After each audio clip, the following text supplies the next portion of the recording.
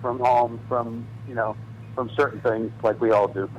And I got to New York, and I immediately went out on the road with that. And then when I got back, I did what most actors do. I mean, Amy, you live there, so I was bartending, I was working construction.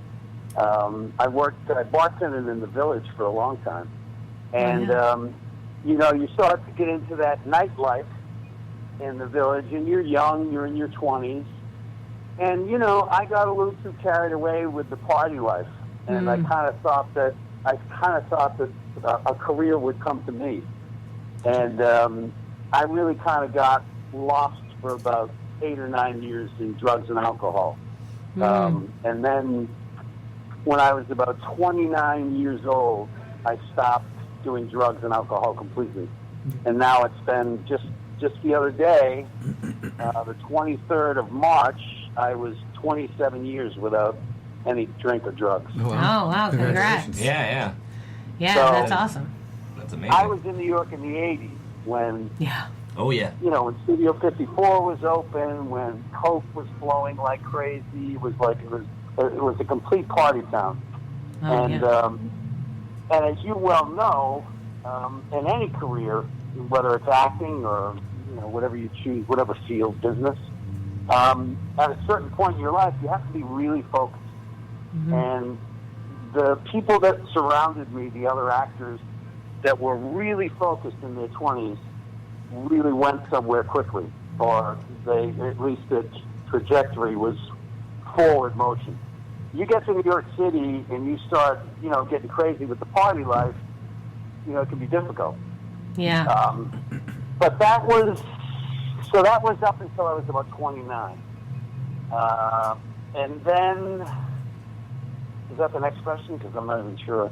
Is that the kind of information you want in this? Yeah. No, absolutely. No, it's good to know different things. I was just thinking that, now that I'm a little bit older myself and I have been part of different, theater scenes and stuff like that, like even the fact that we shared both living in New York, when I moved to, I hardly drink now, but it's because when I lived in New York, I drank a lot.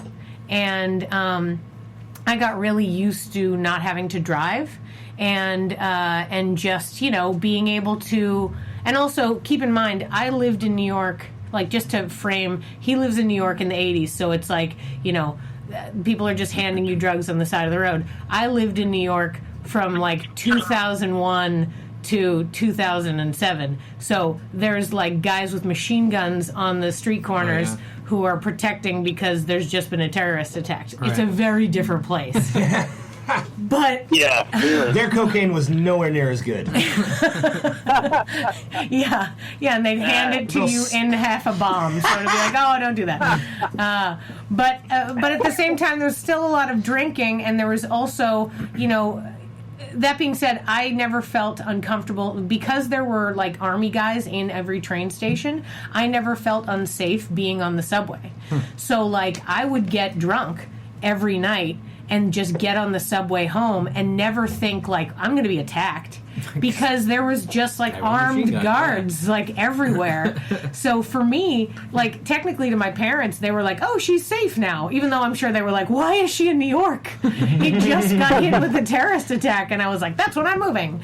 But at the same time, so anyway, I drank a lot, did a lot of stuff there. And now that I live in Texas, when I first moved here, I've told this story before, but I'll tell you, Joey, because I don't know if I've ever told you this. Maybe the first year that I lived here, it was right around my birthday, and I went to a party at my friend's house, and it was my birthday, so they got me good and sloshed, and I got in my car, and I went to drive home, and I got pulled over. And thankfully, and this is horrible to say so, but thankfully the registration was out on my car. So when they pulled me over, I immediately just brought that up. I was like, oh, I'm super sorry about my registration, officer. I'm going to get that taken care of. And the person just immediately like directed their attention to that infraction versus trying to say like, hey, have you been drinking tonight? It's the 4th of July. Yeah. Or, you know, what are you doing? So I was like, here's my license and insurance. Super sorry. Give me a ticket for the registration. And then they went back to go write me the ticket. And I was like, oh my God.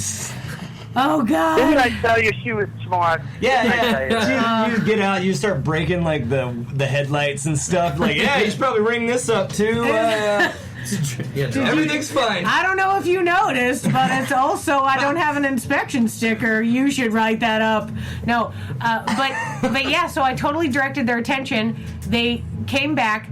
Here's where I was like, "Oh, you're too lucky, Amy." The cop comes back and goes, "Oh, I just looked at your license. It's your birthday. I won't give you a ticket." I was like, oh God. That's insane. So I'm like, oh, thank you. That's really nice of you. I really appreciate that. And he's like, just go home. And I get like, you know how like then you have to drive away in front of the cop? Right. And like they follow you for a second and then drive away. Well, I was like, well, here's hoping I don't swerve all over the road right now. Because he was just real nice. And, so I drove away, and after that, I was so freaked and so, like, you just narrowly missed being arrested on a holiday weekend on your birthday. So I was very concerned, and after that, I was like, I'm not drinking anymore. And now I just don't. And so I totally get you. I mean, I didn't go down your dark road for sure, but I definitely hit a dark road and was like, oh, I could have really messed myself up. Ooh, look at the lighting on this road. I'm going to go down this road now. Yeah. It's real. Yeah, well, I mean, that was the dark period. It got lighter. It got a lot lighter. But, yeah. You know. Also, alternately, I was going to say, one of the things that I've noticed getting a little bit older myself is that I deal with, especially because I teach people, so I'll teach people acting, and I'll teach people, sketch writing, that kind of stuff, and I can see people who are going down that dark road, where, like, you're right, the people who, like, put their nose to the grindstone, they're going to do something with themselves. Like, if they really want to get out there and get good work done and, like, put themselves where they need to, go to New York or LA and like get an agent and do all that stuff, yeah, they're going to do well. And the people who are just there to go to open mics and get sloshed, they're just not. Well, I mean, at the same time, too, as I was, following that sort of path, I was always working as an actor. I was always going out of town and doing plays. I mean, I did a lot of plays out of town, so I kept working. And then when I eventually went to Circle in the Square in New York for a couple of years, the workshop, with somebody like Mike Rispoli, who's one of my oldest friends, and he works all the time in the business. He's he's probably done 60 films by now, and he's on a new series that's out now. I just saw that. With the new Law and Order spinoff? No. No. He's on a new series on HBO with who's the guy? Westworld. No, he. What was that movie where the guy loses his arm in the mountain? Oh, 127 Hours. You're talking about James Franco? James Franco. He's doing it with James Franco. See, we don't Google here. We don't need to. Yeah. But and no, it's more fun together. You're right.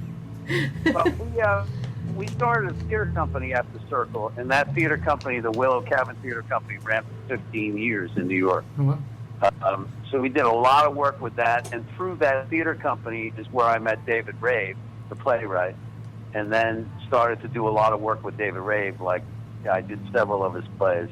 Yeah. And we established a relationship together, and then I did a bunch of readings with him. I did a thing with Al Pacino and Julianne Moore. It was a script of his for a new movie that never got made, but so he kept me involved in a lot of stuff. So it turned very good after a certain time. Mm-hmm. Is all this good stuff? Is the Willow Cabin and David Ray? Is this after in your 30s after the dark period has over? Yeah. Go ahead. I was just going to say, so yeah, Rabe. That's where I had the association with Rabe. Yeah. And then through David, I ended up working. He was married to Jill Clayburgh, who's now she passed away of cancer some years ago. But I did a play with Jill, and their daughter is the actress Lily Rabe. Mm-hmm. So Jill and I and Lily did 2 plays together. Just after 9/11, they were both about 9/11. Oh yeah, I think I saw those. Yeah. Oh yeah. Okay. Yeah. Mm-hmm. Anyway, that was after I went to Circle. Yeah, absolutely. And Circle in the Square, that's like a conservatory, right? Like you went almost like not. I guess you took classes, not just workshops, or was it like? No, we took the same program as NYU was affiliated with Circle, so a lot of the NYU students were taking the same classes that we did, but at Circle you were just getting a certificate, and at NYU you were getting an undergrad. So basically, it was the same program, except for various elective classes that they would have to take for their BA program. But we took the same, introduction to theater and voice and movement and, all that stuff. Oh, that's cool. That I'm sure you took probably at Dallas. Well, I mean, we didn't have that much, voice and movement, but there was a lot of Shakespeare classes. That's what I did. That's what I got my degree in, was Shakespeare. But yeah, no, I had a boyfriend who years later was a teacher at Circle in the Square, and I think Yumina, a girl that we know in Austin, when she went to New York, I think she took classes at Circle in the Square too. Yeah, so I just wondered what kind of place it was. What kind of conservatory? Yeah, it was a 2-year conservatory, and it was we had the same schedule, basically January through June, and 5 days a week, a lot of homework, it's like it was a full-time schedule, and it was a really good program. I mean, I learned a lot about technique, and I learned from a lot of teachers. There was a teacher named Nico Sakharopoulos who actually ran Williamstown for a number of years. Then there was Michael Kahn, who now runs, and he has for years, he's run the Folgers Theater in Washington. He's a big Shakespeare guy. Yeah, I like the Shakespeare. Yeah, he's a big Shakespeare guy. So it was good training, and there were a lot of really good actors, and it was, and I also went to other classes in New York outside of, Buda Hagen and those people, down in the Village. There were all these different classes that you could take. So I took a lot of classes. I was always, behind on my rent because I was paying for a class. You hear that, students? Be behind on your rent so you can take acting classes. It's a good thing. I am way ahead of the game on this one, yeah. Yeah, I mean, but, that life. You've lived it, so you get it. Yeah, well, we were all just, there was a big, long discussion today on Facebook about, how much money you can spend on workshops and classes and stuff like that, and how much you're going to dedicate to it. So it's interesting, to hear, like, that happens to all of us. We're all just trying to learn more stuff. We're trying to get connected with different people and soak up as much as we possibly can. Right. So I have a question. When you were in New York, right, when you first started, when you got the tour, did you have an agent, or did you just get the tour from an audition, and then when you came back and you were bartending, did you have an agent? How much agent situation I got the tour from an audition. They used to be, I think Backstage is still a newspaper, but a lot of auditions. You get that newspaper every week and you search through that, and you go to the Equity Building, and they would have open calls at the Equity Building. So you'd find out, what shows were casting, and then you'd go wait online over at Equity. Yeah. And get online early in the morning and,